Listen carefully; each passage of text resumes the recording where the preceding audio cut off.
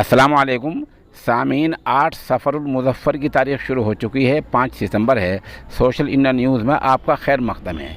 ख़बर का उन्वान है, ज़ुबैर शादी करने गया तो उसको बंधक बना लिया गया, यरगुमाल बना लिया गया। ख़बर थोड़ी तफसील से सुनिए।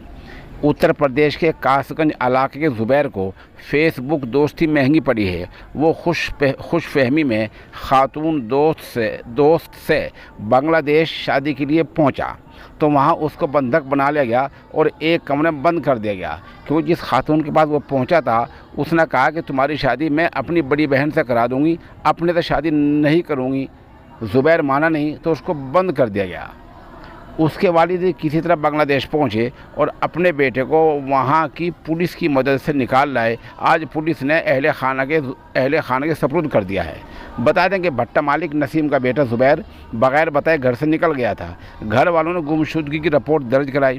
खुफिया महकमे से पता चला कि ज़ुबैर जायज़ पासपोर्ट पर बांग्लादेश गया है। उसके वालिद वहाँ गए तो पाया कि ज़ुबैर को एक फ्लैट के कमरे में बंधक बना रखा है। जिस लड़की से दोस्ती फेसबुक पर हुई थी उसका असल नाम सीमा है। उसने क्वीन नाम से फेसबुक बना रखी थी। इसी नाम से ज़ुबैर के साथ दोस्ती हुई थी।